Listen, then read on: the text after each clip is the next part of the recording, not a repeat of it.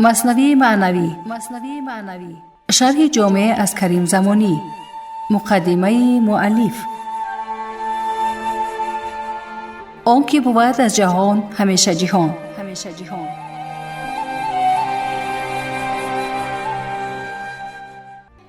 گفتار هفتم.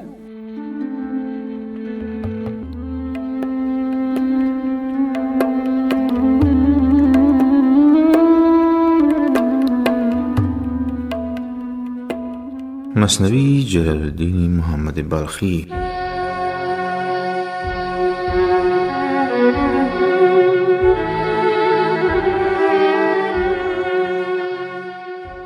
بود شاه در زمان پیش از این، ملک دنیا بودش و هم ملک دین. در زمانهای پیشین شاهی بود که هم در دنیا فرمان روایی داشت و هم در دین، یعنی نیک بختی دو سرای را دارا بود. اتفاق شاه روز شد سوار، با حواس خیش از بهر شکار. اتفاقاً میگد مولانا، روز آن شاه همراه خادمان ویژه خود سوار بر مرکوب خود شد و عزم شکار کرد. یک کنیزک دید شه بر شاه را، شد غلام آن کنیزک پادشاه. شاه کنیزکی را بر شاهراه دید و بلافاصله جان شاه شیفته و شیدای آن کنیز شد. مرغ جانش در قفس چون می تپید، داد مال و آن کنیزک را خرید. چون پرنده روح شاه در قفس تن بال میزد، مال داد و آن کنیزک را برای خود خرید. چون خرید او را و برخوردار شد، آن کنیزک از قضا بیمار شد. پس از آن که شاه آن کنیزک را خرید و از وصال او برخوردار شد، اتفاقاً کنیزک دچار بیماری شد. آن یکی خرداشت پالانش نبود، یافت پالان گرگ خر را در بود. به عنوان مثال میگه مولانا، شخص خری داشت اما پالان نداشت. همین که پالان تهیه کرد، گرگ آمد و خرش را صید کرد و با خود برد. کوزه بودش آب می نامد به دست، آب را چون یافت خود کوزه شکست.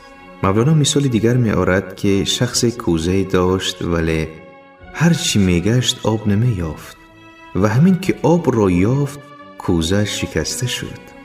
شنوندگان عزیز، این دو تمثیل مذکور در بیان این مطلب است که انسان در هیچ لحظه در این دنیا به طور کامل مقصودش حاصل نیاید و از همه جهت نقص در آن هست، چرا که انسان همیشه آرزوهای حاصل نشده دارد و هر کام لذت و قرین ناکام و رنج دیگری دارد. شه طبیبان جمع کرد از شب و راست، گفت جانی هر دو در دستی شماست. شاه طبیبان را از همه طرف به سوی خود فرا خواند و گفت بقای جانی من و این کنیزک در دست شماست. مراد از طبیبان مدعیان ارشاد و نجات آدمیان است. جان من سهل است جانم اوست، دردمند و خستم درمانم اوست. شاه به طبیبان جان من در مقابل جان کنیز ارزش ندارد، بلکه در حقیقت جانم همون است و من فر دردمند و خسته و زارم و تنها مایم درمان این کنیز است. هر که درمان کرد مرجان مرا، برد گنج و در و مرجان مرا. اگر هر یکی از شما طبیبان میگوید شاه مرا درمان کند، گنجینه و مروارید و مرجان مرا صاحب خواهد شد. جمله گفتندش که جان بازی کنیم، فهم گیرد آریم و انبازی کنیم. آن طبیبان همه میگفتند شاها برای درمان این کنیزک در حد جان میکوشیم و با یکدیگر همراهی و همفکری میکنیم تا او درمان شود. هر یکی از ما مسیحی عالمی است، هر علم را در کفی ما مرهمی است. آن طبیبان گفتند هر یک از ما مسیح دانشمند یا مسیح جهانیان است و برای هر درد دوا و درمانی داریم. گر خدا خواهد نگفتن از بتر، پس خدا بنمودشان عجزی بشر. چونان حکیمان خودبین و مغرور به مهارت و دانش خود اعتماد داشتند، شکر خدای را نگفتند. پس خداوند نیز عجز و درماندگی آنان را به خودشان نشان داد. ترک استثناء مرادم قسوت است، نه همین گفتن که عارض حالت است. قسوت شنوندگان عزیز در لغت به معنای سخت‌دلی آمده است. در اینجا منظور از بی‌اعتنا شدن به ان شاء الله آن حالت سخت‌دلی و غلطی است که بر دل آدمی چیره می آید. نه گفتن زبان این عبارت که امر عرضه است، در حالی که در نزد عارفان حال و نیت قلبی معتبر است، نه ظاهری اعمال. استثنایی به معنای انشالله گفتن است و این تعبیری است که خداوند نیز در آیه 18 سوره قلم گفته است: چیز برای مستمندان کنار نگذاشتن. اگر واو را حالیه بگیریم معنی اول حاصل می آید و اگر واو را عاطفه بگیریم معنی دوم افاده می شود، اما معنی اول مشهورتر است. به هر حال با اتفاق با معنی اول نظر دارد. ای بسا ناورده استثناء بگفت، جان او با جان استثناست جفت. چه بسیارن کسانی که کلمه انشاءالله را به آن که بر زبان آورند، جان و روحشان با حقیقت قرین است، به طوری که سخن هر امر را معلق به مشیت الهی می دانند. پس عارف با الله مؤثر حقیقی را در عالم فقط ذات احدیت داند و بس، و این اعتقاد را قبلا نه فقط لسانا، یعنی این همه را باید با قلب گفت نه با زبان. هرچی کردن از علاج و از دوا، گشت رنج افزون و حاجت ناروا. طبیبان هرچی در راه درمان و شفای کنیزک کوشیدند، توفیق نیافتند و رنج و درد و اذیت کنیزک بیشتر شد و در نتیجه حاجت شاه برآورده نگشت، زیرا مشیت قاهر الهی را نادیده گرفته بودند، زیرا به دانش خود مفتون شده بودند. آن کنیزک از مرض چون موی شد، چشم شه از اشک خون چون جوی شد. کنیزک بیمار از شدت بیماری چنان نحیف شد که گویا موی بیش نیست و چشمان شاه از اشک خونین مانندی جویبار شد. از قضا سرکنکوبین صفرا فزود، روغن بادام خشکی می نمود. سرکنگبین شنوندگان عزیز در لغت به معنای شربت است که معمولاً از شکر و سرکه می پزند و گاهی هم در قدیم به جای شکر عسل به کار می بردند. در شرح این بیت کریم زمانی می گوید قضا الهی چنین اقتضا کرد که مرد با آن که طبعاً دافع سفر است، ولی در مورد این کنیزک قضیه برعکس شد و موجب فزونی سفاری شد، و نیز روغن بادام که طبعاً میلیون روان کننده مزاج است، در این مورد خشکی و بیماری او را ضم نمود. از حلیله قبض شد اطلاق رفت، آب آتش را مدد شد همچون نفت.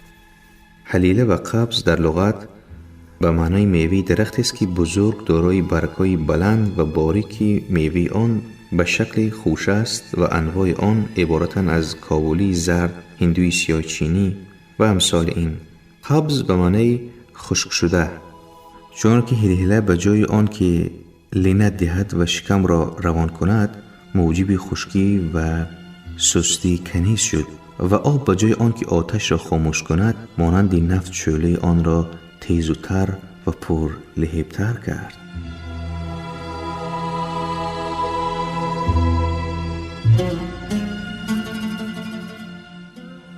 ظاهر شدن عجزی حکیمان از معالجه کنیزک و روی آوردن پادشاه به درگاه الهی و در خواب دیدن او ولی را.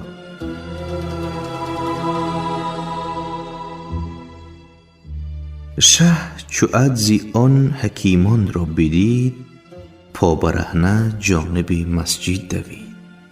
شاه همین که پی برد که حکیمان در علاج بیماری کنیزک ناتوان و عاجز هستند، پای برهنه به سوی مسجد شتافت. عنقروی معتقد است که منظور از پا برهنه در اینجا گذشتن از دنیا و آخرت و رسیدن به مرتبه محو و فناست. اما استاد فروزانفر میگوید که پا برهنه دویدن از شدت اضطراب و نگرانی است که شخص فرصت پوشیدن کفش هم نیافته باشد. رفت در مسجد سوی محراب شد، سجدگاه از اشک شه پر آب شد. شاه به سوی مسجد رفت و سجدگاه را از اشک چشم پر کرد. چون به خویش آمد ز غرقاب فنا، خوش زبان بگشاد در مدح و دعا. هنگامی که شاه از غرقاب فنا به در آمد و به خویش بازگشت، به مدح و ثنای حق زبان گشود. غرقاب فنا اضافه تشبیهی است بدان جهت که فنای مستلزم سلب هوشیاری یا نفع فعل است، چونان که غیر از هوش می رود و یا از حرکت باز می ماند و دستخوش امواج می شود، و آن که در حق محو فناست به وجود خود واقف نیست و حرکت و عمل از وی سلب می شود. و مولانا به همین مناسبت فرموده است که وقت پادشاه به خویش آمد و به حال صحو بازگشت، زبان به مدح و دعا گشود، زیرا زاری و دعا از آثار هوشیاری و نتیجه شعور بنده با وجود خود و مباعیت با حق تعالی است. اما تعریف فنا در کتاب صوفیه نهایت سیر الی الله را فنا گویند. نیز گفتند که فنا عبارت است از عدم شعور سالک به هستی مفهوم خود به واسطه اصطلاح ظهور هستی حقیقی. پس به عقیده صوفی عارف جزء واحد چیز نبیند، هرچی جزء واحد بینی آن بت است. به این ملاحظه همه موجودات با همه کثرت و تعداد خود به مسابقه آینه هایی هستند که وجود حقیقی ذوالجلال را نشان می دهند. مولانا در بیان غرقاب فنا می گوید استغراق آن باشد که او در میان نباشد و او را جهد نماز و فعل و حرکت نماند. غرق آب شده غرق آب باشد. اگر هنوز در آب دست و پای میزند او را غریق نگویند، یا بانگی میزند که آه غرق شدم و این را نیز استغراق نگویند.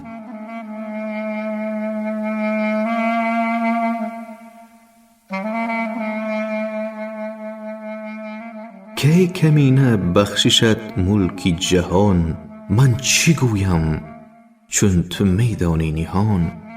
ای خدایی که کمترین بخشش تو ملک جهانی هستی است، من چی بگویم در حالی که تو خود سر نهان را میدانی و به اسراری که در قلب من است از اول تا آخر دنیایی. پس نیاز به عرض حاجت نیست. ای همیشه حاجتی ما را پناه، بار دیگر ما غلط کردیم راه. ای خدایی که همراه پناهندگان حاجت مایی، یک بار دیگر ما راه خطا رفتیم. یعنی بجای آن که از تو تمنا کنم از حکیمان خودبین و عاجز شفای کنیزک را جستم.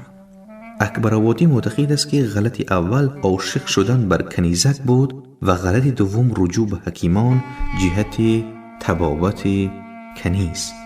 لی گفتی گرچه میدانم سرت، زود هم پیدا کنش بر ظاهرت.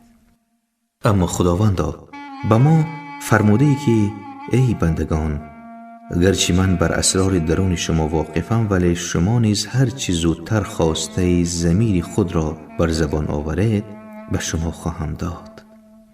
چون برآورد از میان جان خروش، اندر آمد بحر بخشایش بجوش. شاه همین که از صمیم قلب ناله و زاری کرد، پس دریای عطا و کرم خداوندی نیز جوشیدن گرفت و دعای او به اجابت رسید. در میان گریه خوابش در بود، دید در خواب او که پیر رو نمود. آن پادشاه در میان گریه و زاری بود که خواب بر او چیره آمد و در عالم رویا دید که پیری کلانسال بد و رخ بنمود.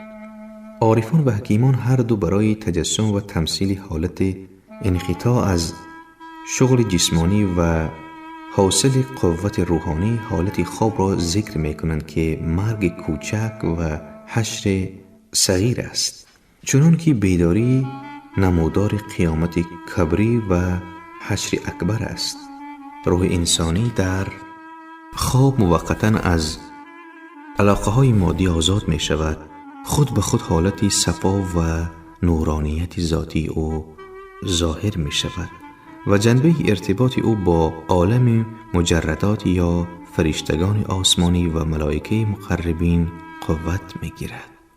بدین سبب ممکن است که به صورت رویای صادقه حقیقت‌های بروی الهام شود که در بیداری از درک و دریافت آن عاجز بوده است و یا حادثه های قبل از وقوع بروی کشاده گردد و واقعه را در خواب بیند که پس از چند در بیداری خواهد دید. ابن عربی میگوید خواب حالتی است که بنده را از مشاهده عالم حس به مشاهده عالم برزخ انتقال میدهد و در یکی از روایات آمده است که خواب یکی از 46 جزء نبوت به شمار رود و در روایت دیگر خواب یکی از 70 جزء نبوت به شمار آمده است، لیکن در همین آن روایت مقصود اصلی عدد خاص نیست بلکه مراد کاستی و فزونی در این مراتب است. گفت ای شه مژده حاجات رواست، گر غریبی آیدت فردا زماست. آن پیر ربانی به شاه گفت شاها بر تو مژده بادا که حاجت و خواستت برآورده شد و اگر فردا غریب نزد تو آمد بدان که او از جانب ما آمده است، چون که آید او حکیمی حاذق است، صادقش دان کو امین و صادق است. هنگامی که آن غریب نزد تو آمد بدان که او حکیمی حاذق و ماهر است و وی را امین و درستکار و راستگو بدان. در علاجش سیر مطلق را ببین، در مزاجش قدرت حق را ببین. در علاج و درمان بخشی او کار غریب و فوق العاده معمولی را ببین و در مزاجش قدرت حق را آشکارا مشاهده کن. چون رسید آن وعدگاه و روز شد، آفتاب از شرق اختر سوز شد. چون وقتی آن وعده فرا رسید، روزی پرفروز آشکار شد و خورشید از جانب خاور با پرتو خود نور ستارگان را محو و ناپدید کرد.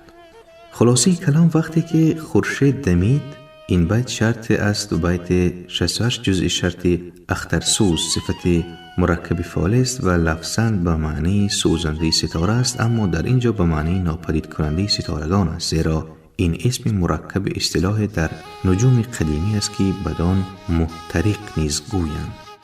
به طور کلی احتراق در نجوم قدیم عبارت است از اجتماع سیاره با آفتاب به شرط آنکه فاصله سیاره تا خورشید 16 دقیقه یا کمتر باشد. در این حالت پرتو ستارگان به جهت شدت انوار خورشید از نظر بیننده زمینی محو شود. به هر حال اخترسوز شدن و یا احتراق مجازاً به ظهور و طلوع آفتاب دلالت دارد. ابوریحان بیرونی در معنی احتراق میگوید سوختن ستاره آن بود که با آفتاب به هم آید و این نام بهر آن نهادن که آفتاب را به آتش تشبیه کردن و ناپدید شدن ستاره از دیدار او اندر آمدن او به شعاع آفتاب مانند سوختن و ناچیز شدن باشد.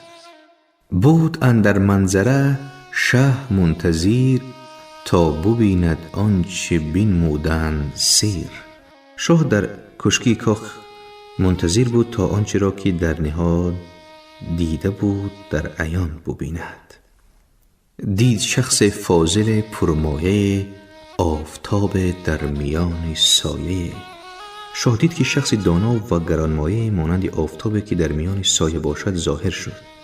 مراد از آفتاب شخصیت معنوی آن پیر ربانی است و منظور از سایه جسم و قالب ظاهری او. می رسید از دور مانند هلال، نیست بود و هست بر شکل خیال. آن پیر ربانی از دور مانند هلال بود، بر حسب ظاهر نیست بود، زیرا مقام حقیقی او از چشم عامگان مخفی بود، اما بر حسب باطن وجود داشت و خاصگان به حقیقت او واقف بودند. خیال اگرچه بر حسب ظاهر وجود خارجی ندارد، ولی در باطن آدمی وجود دارد و منشأ فعلها و حرکتهای آدمیان گردد. پس وجه تشبیه آن پیر به خیال از آن روز که هر چیز از دور نمایان شود حقیقت آن معلوم نباشد. بعضی از شارحان نوشتند که آن پیر ربانی هم مانند هلال باریک بود و هم نورانی.